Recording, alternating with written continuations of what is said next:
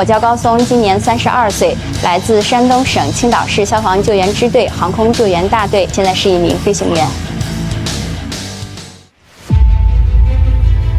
从2020年起，高松开始担任青岛市消防救援支队航空救援大队的飞行员。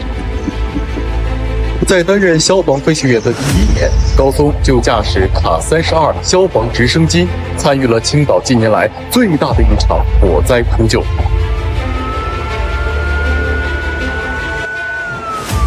4月23日，青岛市小珠山因工人违规焊接作业发生山林火情。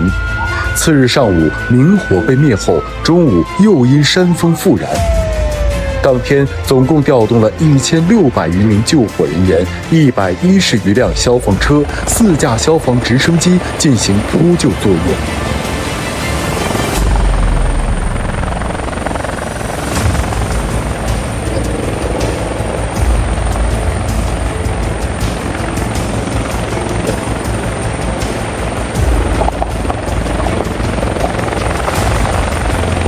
当时我们灭了是4天3夜，因为当时它的这个火的特点就是，比较的隐蔽，而且存在了很多那种复燃的火点。我们飞过之后去灭其他火点的时候，一阵风就会把它们引起这个复燃。当时我们就是看到到处都是火点，到处都是火线，然后看到它们在这个风的这个影响下，增长的势头又是这么的猛，其实我们心里还是很着急的。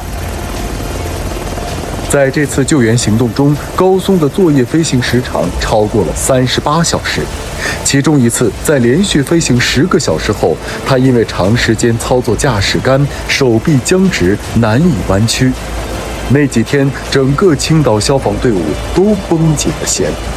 我们要求是这个日出就要起飞，所以说差不多就是凌晨4点左右就要起床。其实当天晚上灭完火之后回去，根本就没有办法就是睡觉，已经累过劲儿了，就是那种感觉，就是根本无法入睡。然后再想到第2天早上要一大早起床，就是也睡不踏实，睡不安心。所以说，相当于其实是连轴在作业。经过3天的扑救，小珠山现场的明火才基本扑灭，转入清理看守阶段。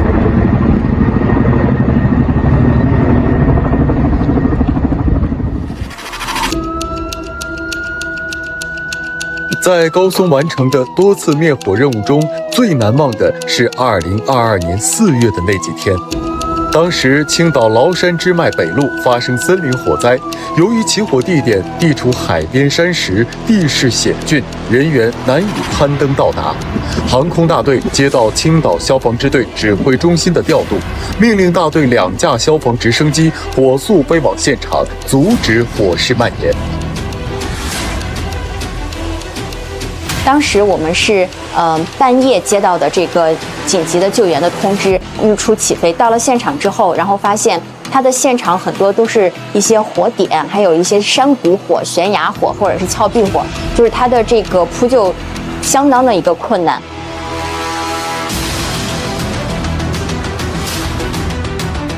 在中午12点之后，现场风力超过5级。伴随风向乱流，现场情况已经近乎达到直升机限制标准。直升机操作稍有不慎，就可能会撞到旁边的悬崖峭壁，发生坠落危险。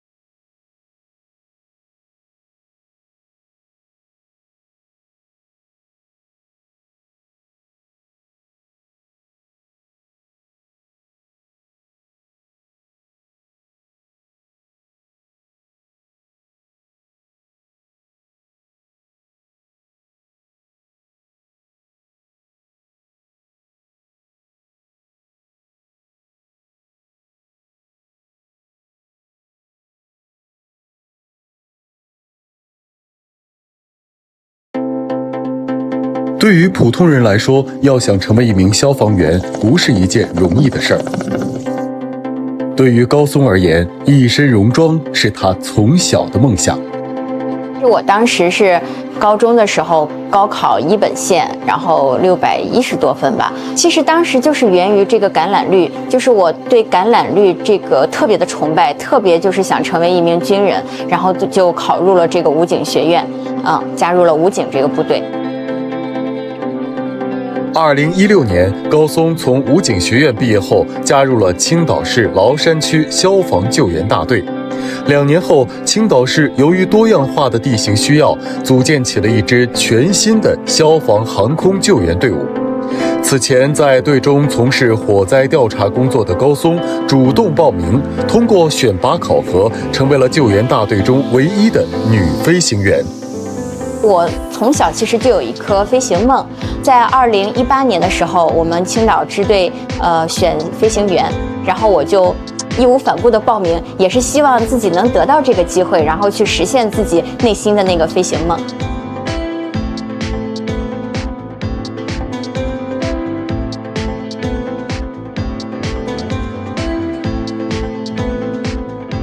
想成为消防飞行员，要求是非常严格的。高松在经过层层选拔后，是通过初步选拔的唯一女生。这其中的艰难，只有高松自己知道。过了，好，给咱俩一起，好，过，接着，站这儿。刚开始的考验其实就是我们的航空体育，就需要在这个旋梯还有火滚上，然后进行这个转，因为可能就是女孩子的体力相对于男孩子来说要差一些，就是我在转的时候会出现体力不支，还有几次就是出现了掉下来的那种危险，当时也是内心就比较害怕一些，然后当时我就想着，是不是我真的不适合，就有想过要放弃，然后又想到就我一个女生，我为什么就不行呢？我就想更加证明自己，他们能行，我也能行，然后就咬牙就坚持下来了。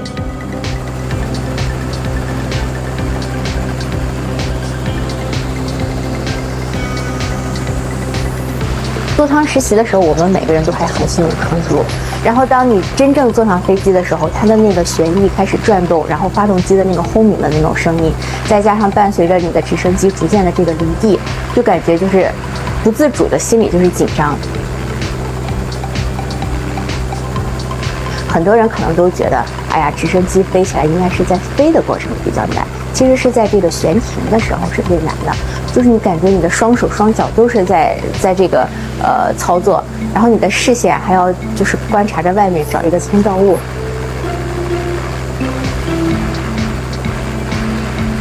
作为中国消防队伍中的首位女飞行员，高松从穿上这身戎装的那天起，就给自己立下了一个志愿。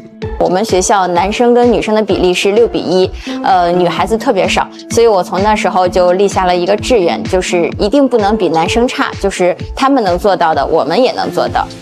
无论是在武警学院，还是进入消防大队后，哪怕有一定的差距，高松都会比男同学或者男同事们付出更多的努力，也会用实力来证明自己。你们平时可能觉得我是女生，这个体能比不上你们，但是你们别小瞧我，这个仰卧起坐也是我的强项。今天有没有谁来跟我比试一下？我们来挑战一个仰卧起坐。那就你吧，班长吧。我们来一块比一下。好。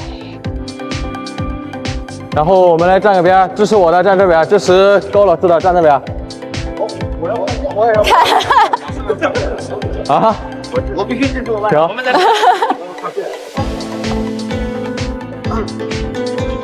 我们在。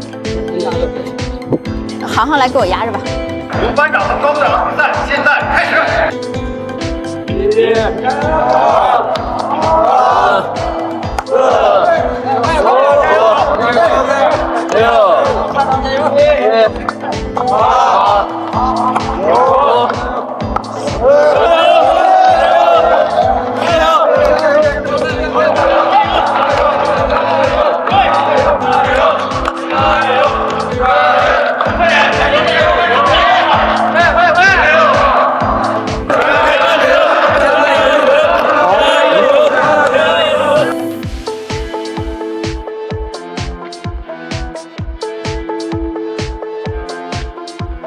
高松如今一身过硬的本领，离不开一次次极为严格甚至是苛刻的训练。为完成咱们今天的这个演练任务，我们拟定青岛珠山国家森林公园附近的喜鹊山发生森林火灾，大队调派2架直升机，采取吊桶取水灭火。下面根据这个演练科目，请各岗位汇报准备情况。取水点这几个取水点都是比较合适，然后这是大的一个水库取水，到时候可以根据现场的一个具体情况，可以就这个山体内的这种小水库，然后进行近距离的一个取水。地面的话，出动塔台车、5吨加油车和运兵车，将前置保障。会后会立即出动。机组成员3拐栋梁1号机高松，3拐栋梁2号机王伟。我们的灭火方式采取的是到达现场，然后3拐栋梁1号机负责前期的侦察，然后两机进行编队飞行，采取这种编队的方式进行灭火。飞行岗位汇报完毕。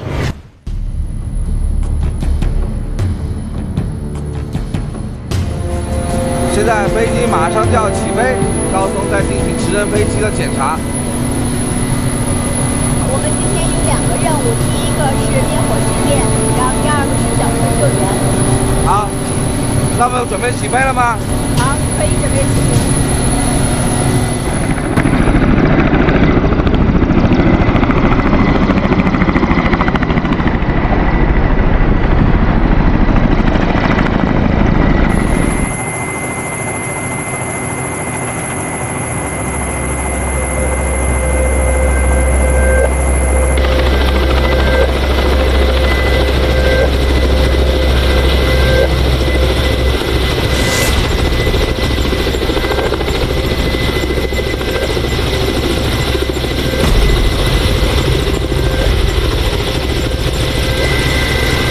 直升机取水救援是通过机载吊桶先取水再灭火。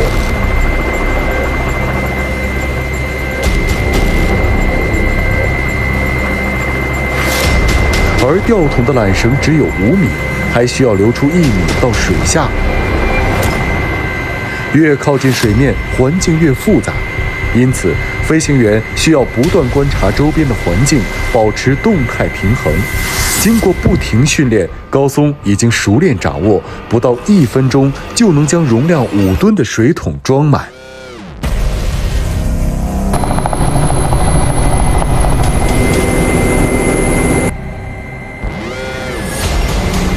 在洒水灭火的时候也是非常有技巧的，整个洒水需要保持在20米宽、80米长的一个长方形内，只有这样才能保证最好的灭火效果。在随机观看完洒水灭火训练后，高松也邀请记者体验了一番以救生员身份从直升机下落到地面的训练。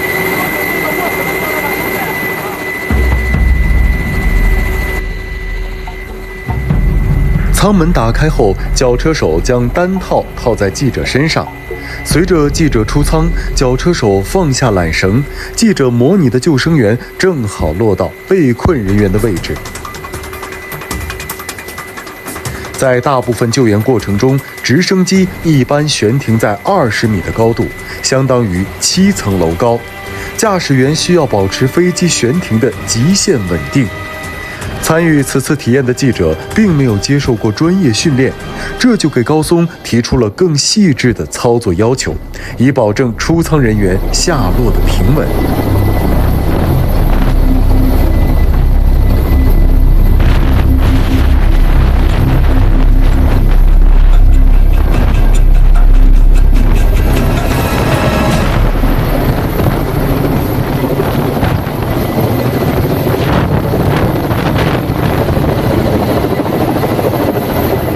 在直升机离地15米的高度时，地面上的风量一般会接近8级。在正常救援过程中，为了保证施救人员的安全，在救生员处置时，飞机会稍微远离，等地面准备妥当后，再次靠近，将地面人员带回机舱。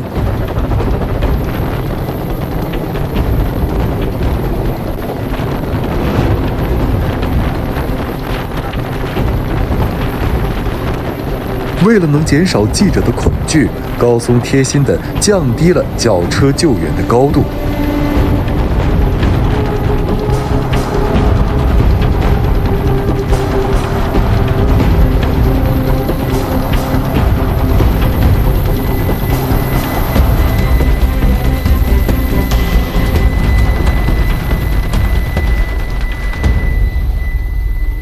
因为你是第一次体验我们这个绞车，所以就今天给你把高度降得比较低一些，降到15米。那对应有没有增加一些难度呢？这边的话就是对于我们飞行操作，可能因为地效还有这个下行气流的影响，所以我们的操作更加就是困难一些。我们要不停地修正风对我们的这个影响。降低飞行高度，就更加考验飞行员与绞车手之间的默契程度。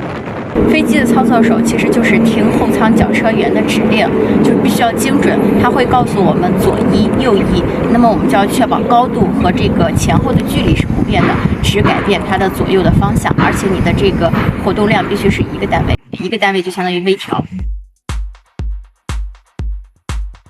在航空救援大队，高松会比男同事们多一份女性的细心，比如在上机前的准备，下机后的总结。而在每次飞行前后，高松还会与工程师们一起检查飞机。检查一下舱门吧。好的。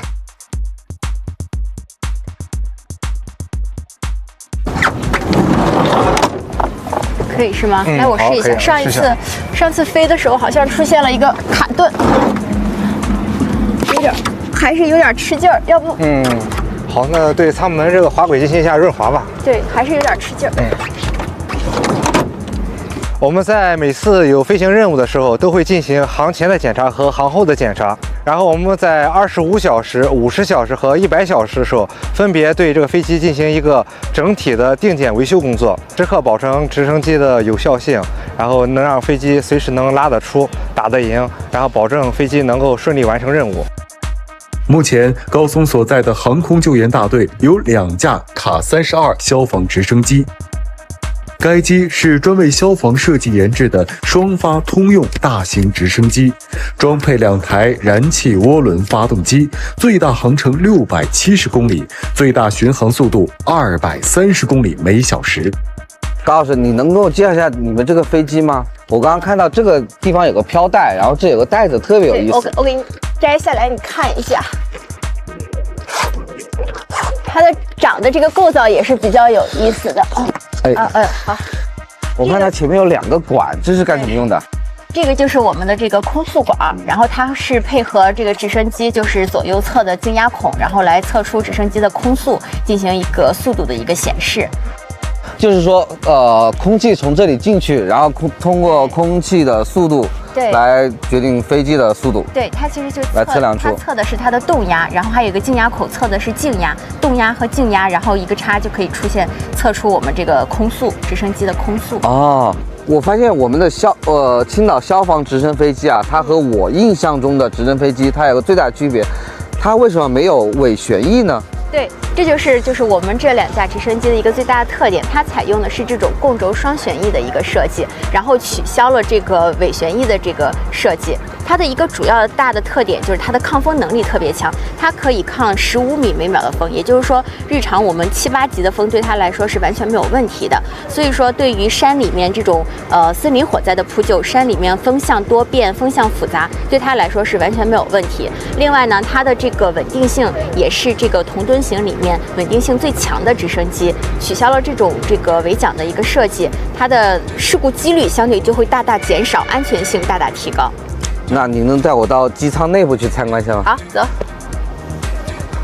这个是副驾，然后你从这边上，我一会儿从那边上，就这样打开。好。然后这个你就可以这个左脚，对，右脚左脚，然后上面黑色的这个。好，然后我从那边上。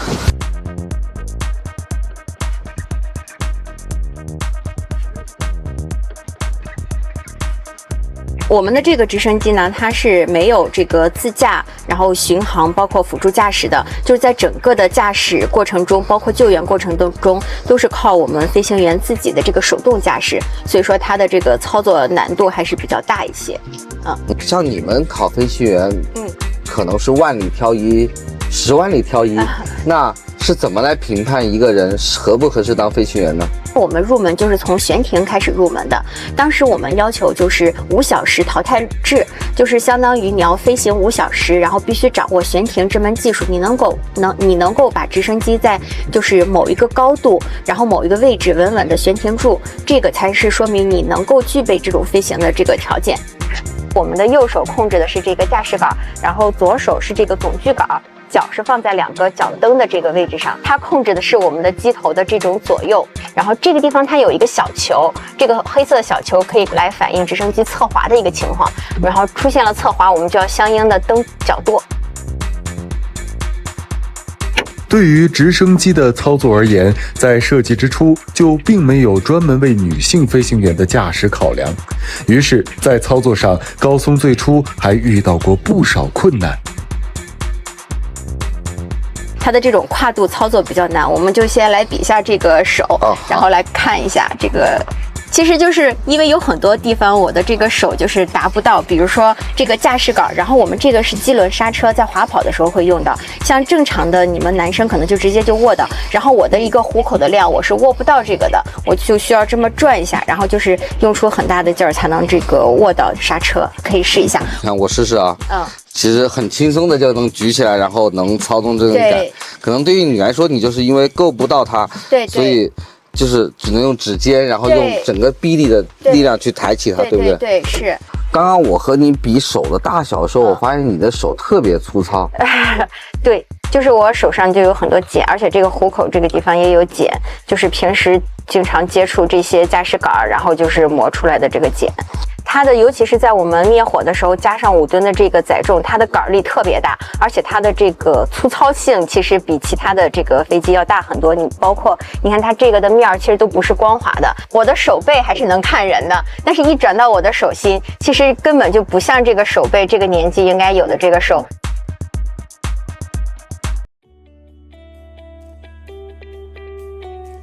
作为家中的独生女，高松不但从事着消防救援工作，而且还选择了难度系数极高的消防飞行员。因此，每次出任务时，高松都和家人之间有着自己的默契。这是生活中的我，这是工作中的我。我已经回到家啦，看一下我妈的小花园吧。先来看一下小花园，老妈，看我妈的小花园不错吧？看一下我老爸在干嘛，好像在写东西。看一下，老爸你写啥呢？叶配鲁迅南。哦，原来刚好今天赶上家里的采购。以前我每次出任务之前，我都会跟我妈妈说一声，我要去飞哪个地方的火，要是怎么扑灭，或者是这些基本的一些事项。但是后来我听我爸说，我妈一旦接到了这种通知，她都会在家不停地联系她认识的人，就会想尽办法得知就是现场的一个情况，然后就守着手机，就是一刻不离的手机，就是她的那个心就是提到了就是嗓子眼儿那种，就非常的紧张。就从那以后，就是再次出任务，我不再跟他说，只是任务完成了之后，我才会给他们报平安。我休息的时候一般都会去爷爷家，然后去看看爷爷奶奶。奶奶、爷爷，过来看你们了。爷爷，过来看，给你带的小礼物。训练结束的高松有时间经常会去看望自己的爷爷。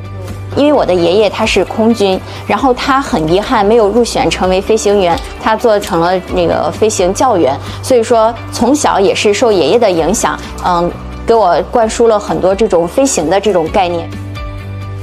高松的爷爷1958年入伍参军，担任了7年的空军飞行教员，转业时回到了家乡青岛。高松从小就听着爷爷在空军服役时的故事，从那时起，关于飞行梦想的种子就在他内心种下了。其实这些呢，就是我平时会给爷爷奶奶发一下我的工作照，然后他们都会打印出来。就是因为我工作确实也比较忙，不会很长时间过来，他们想我的时候就会看看照片。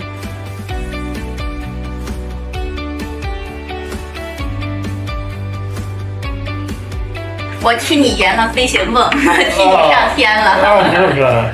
啊，我们现在改了，然后是编号，以前是名字，现在是编号了。编号哦。到时候就是带你去看看我们的飞机，然后去看看我的座驾，看看那个飞机，带你去看一看。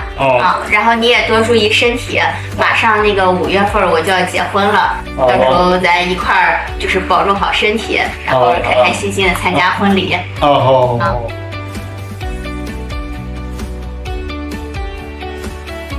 如今，高松的总飞行时长已超过500个小时。他不仅拿到了民航、警航双执照，还能够驾驶4种不同的机型。而关于未来，这位消防女飞行员的心底还有着更大的梦想。我希望未来不只是飞1000小时、2000、3000、5000，我希望能够一直飞下去。只要我状态可以，我就要一直飞下去，守护我们岛城的这片蓝天。